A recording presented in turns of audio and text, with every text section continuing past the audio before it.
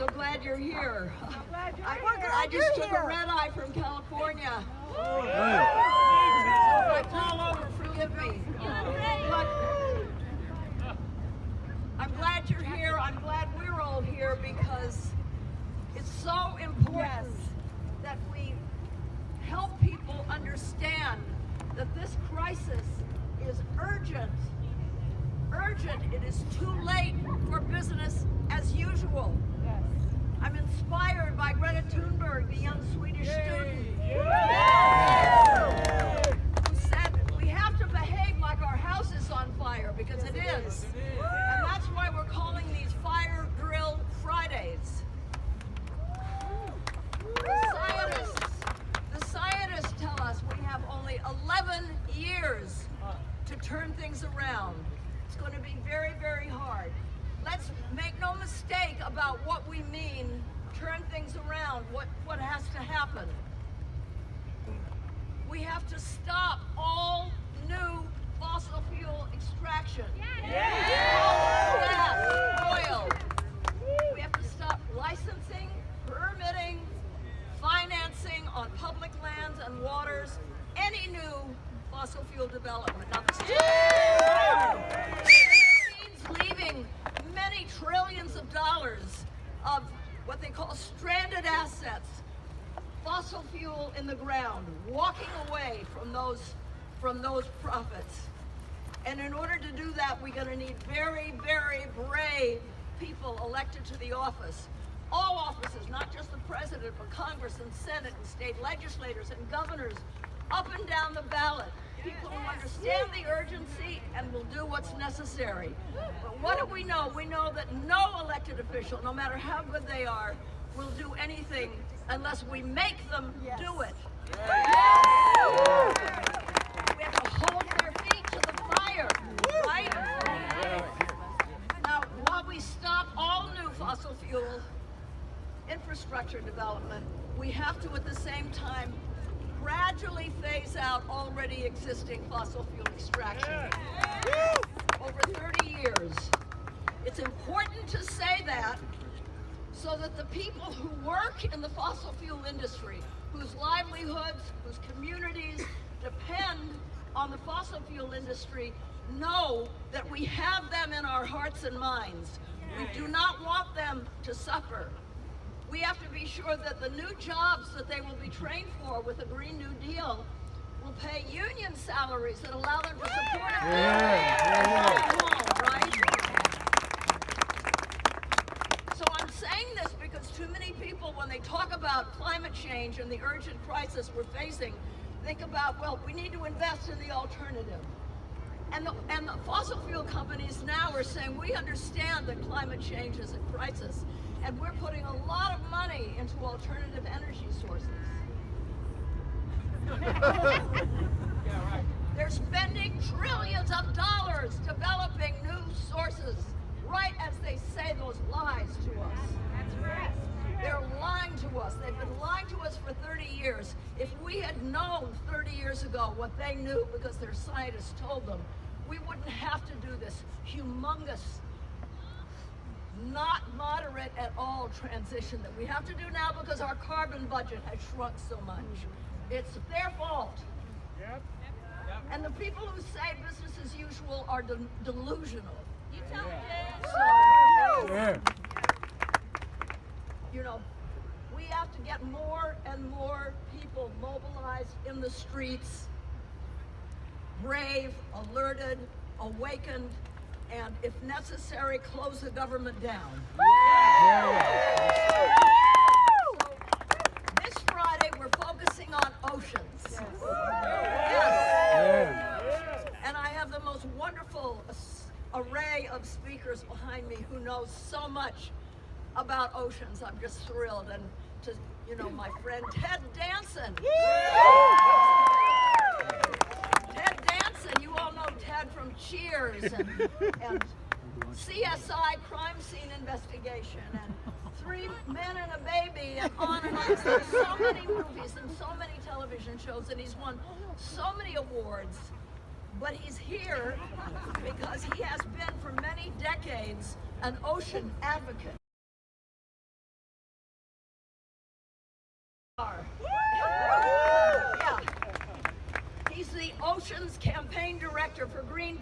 USA. He oversees the organization's work to keep our oceans healthy for future generations.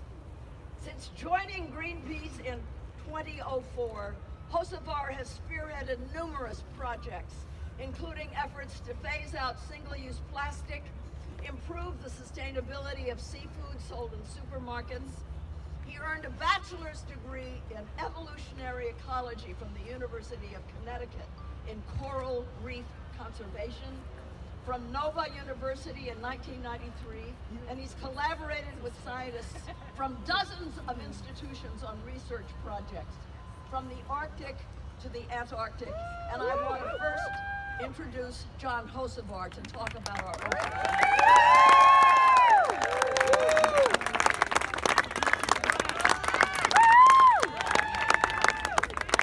Thank you all for coming. Can I get a big hand for my badass friend Jane?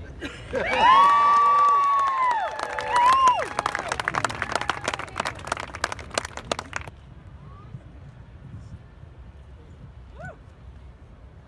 me say that again. Over the past few decades, the oceans have absorbed over 90% of the heat from our carbon emissions and almost a third of the CO2 from our fossil fuels. If we take good care of the oceans will take care of us. Unfortunately, we haven't been taking good care of the oceans. We've radically transformed our oceans through industrial fisheries. We've eaten about 90% of the big fish across the world's oceans. Bottom trawling has degraded and damaged, uprooted and crushed corals and sponges and ruined seafloor habitats. Bycatch, the accidental catch of our fisheries, is killing hundreds of thousands of sea turtles a year. Our fisheries are killing about 100 million sharks a year. These are numbers that are so big, it's hard to even get our head around. But we know what the solutions are. We know how to manage fisheries responsibly. We know that we need a network of fully protected sanctuaries. Sanctuaries are the best tool we have to rebuild depleted populations, to protect biodiversity, and to increase the resilience of our oceans so they can better survive the changes from climate change, from ocean acidification, and from plastic pollution. We've put so much plastic into our environment at this point that it's in the air we breathe, the water we drink, and the food we eat. We know what to do about that too. We have to stop producing plastic at the source. We have to stop making so much stuff that we use once and throw away out of material that basically lasts forever. And we can do that. 5 years from now, I think the plastic situation is going to look very different. We have a once-in-a-lifetime opportunity right now where the United Nations is negotiating a new global ocean treaty. And this is going to give us an opportunity to scale up sanctuaries for the first time. Right now, only about 2% of the world's oceans are strongly protected. We can get up to 30% by 2030 if we get this treaty right. I'd love to have your help with that. We need to let the State Department especially know that we care about our oceans and that we want to see some real leadership for a change. Whales are a huge part of the solution to climate change, believe it or not. If we allow whale populations to recover to the point where they were before we started killing them, they can actually sequester 1.7 million tons of carbon. And that's true of a lot of species in the ocean. If we allow some of the big predator fish, if we allow those populations to recover, they're very powerful in sequestering carbon. They're turning all that energy and carbon that is eaten by plankton, that's taken up by plankton, and they turn it into poop that sinks to the bottom. It's a good place for it.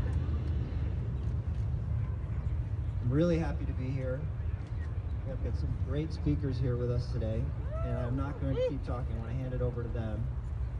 But I just want to say again, thank you for coming, and please keep doing all you can. This is a moment where we really can't sit back and watch. We really need everybody to step up. So thank you for doing Thank you, John. And now let's hear it from Ted Danson.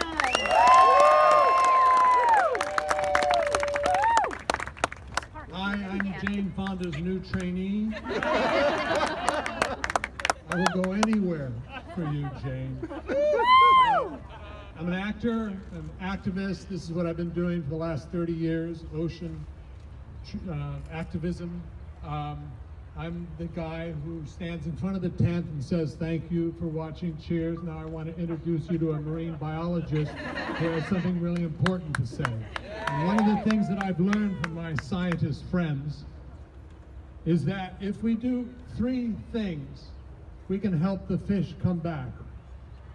If you stop trawling the bottom of the ocean and destroying the habitat, if you stop dragging up those huge nets and throwing overboard 1/3 of the world's catch every year because it's not the fish you're after, if you let science set the quotas and tell you how much you can take out of the ocean and still have a sustainable fishery, if you don't do those 3 things, fish will come back.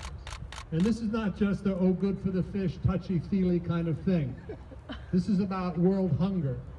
If we were to manage our fisheries correctly around the world, you could provide 1 billion fish meals a day sustainably if you could quantify landed fish that way. Now, if you're a vegetarian, great, even more important. But there are a lot of countries around the world that depend on fish for their only animal protein and for their livelihoods. So this is massively important. It's not tree hugging. This is about money, about jobs, about feeding the world. So, you don't cut down rainforest to grow something to feed a pig or a cow. You don't use fresh water, except maybe for the processing part of fish. Eat small, eat local, eat wild. It will work.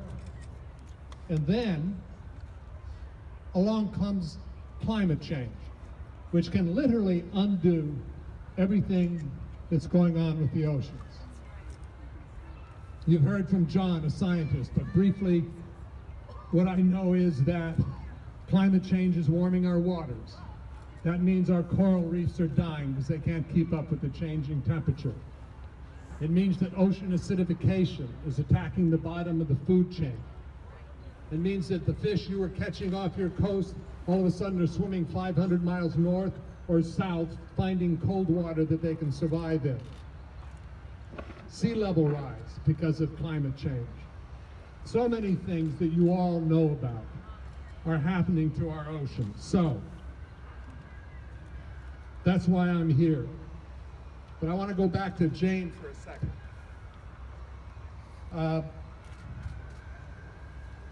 I turned 70 about well, I'm almost 72, let me put it that way. But when I turned 70, I thought, okay, time to rest on my laurels. I'm Ted Danson, I saved the planet. Cheers, I mean, come on.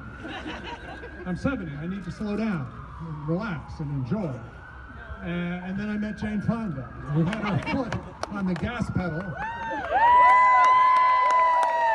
And was not only 80, she was going 80 miles an hour at all times. My wife, Mary Steenburgen, was working with her on a film. They'd work 14-hour days, then Jane would get on a bus and drive to Sacramento to fight for service industry fair wages. She'd bring 50 people with them, drive back down. Then she'd do a fundraiser to flip the 48 or whatever. You know, she's astounding. So, she became my mentor. And here I am. Here I am about to get arrested.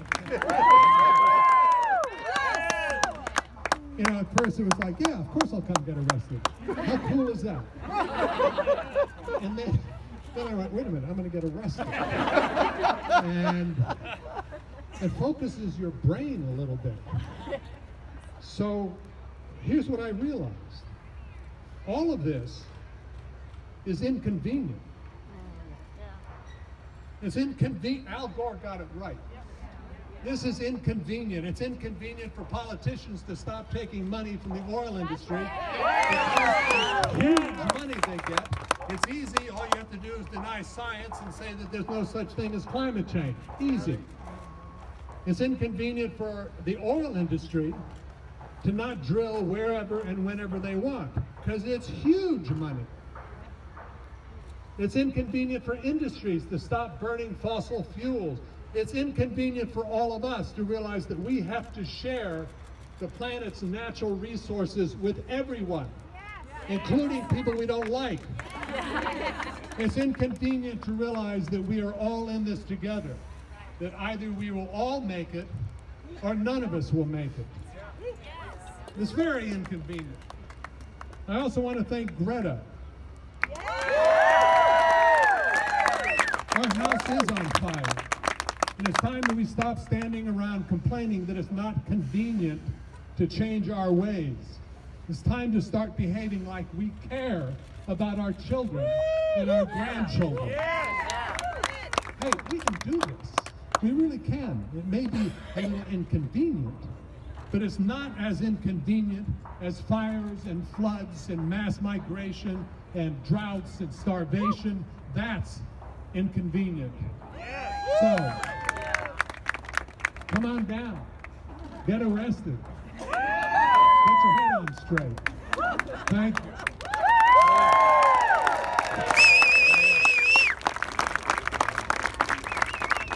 Right, this is not a time for business as usual, right? Right.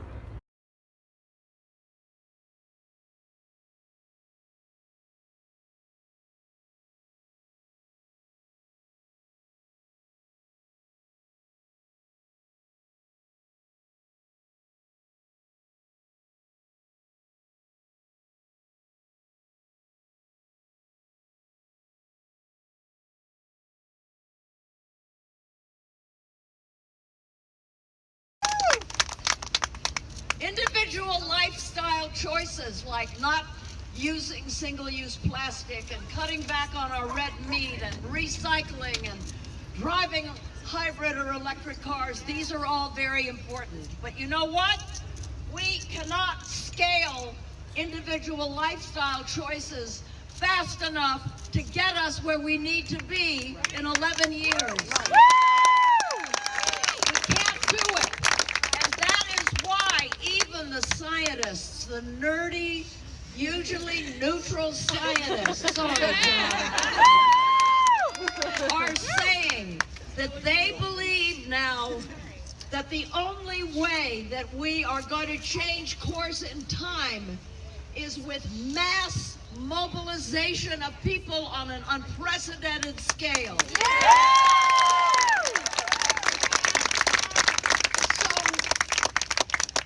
Anytime you have an opportunity to go into the streets, do it. If you live near a place where they're trying to start a new extractive infrastructure and fossil fuels, put your body on the line. Put yourself on the line, especially us grandmas. What the heck do we have to lose, right?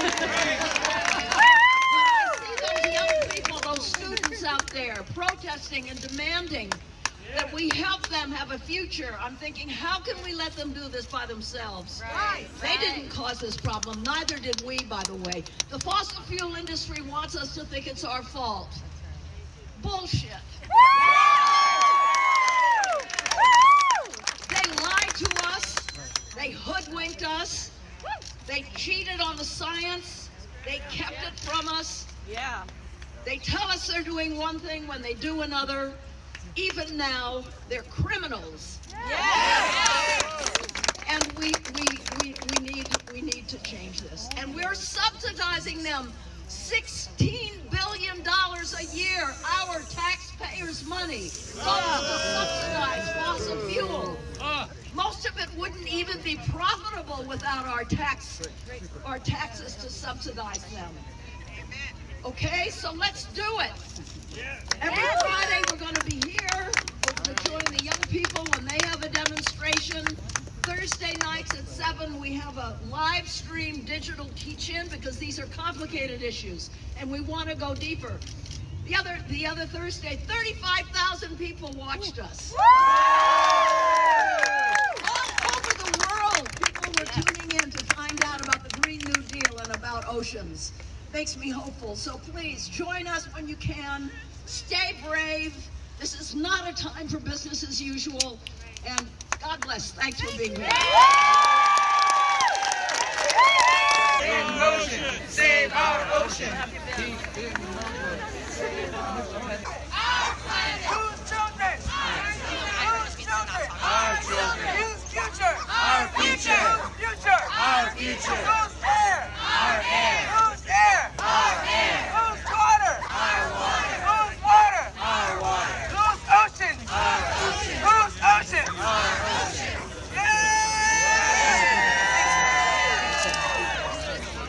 Show me what democracy looks like. This is what democracy looks like. Show me what democracy looks like. This is what democracy looks like. Show me what democracy looks like. This is what democracy looks like. Show me what democracy looks like. This is what democracy looks like.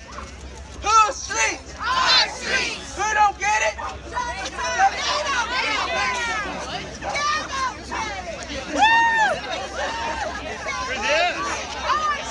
Yeah. Jane's not the only California here.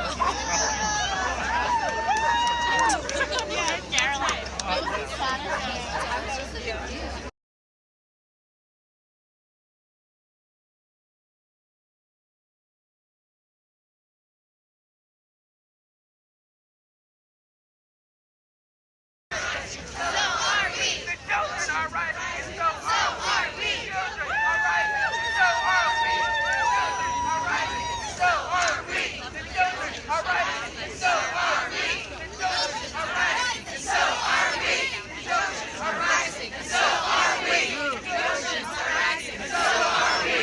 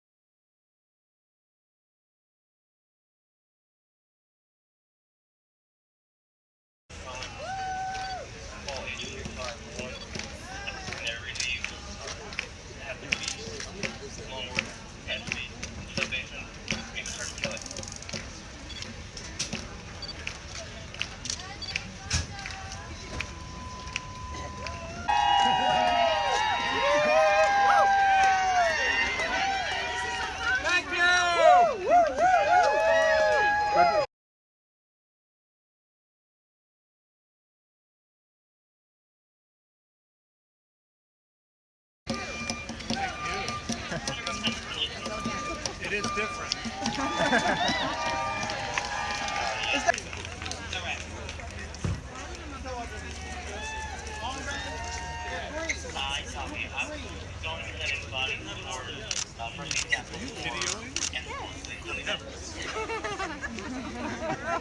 No photos, please.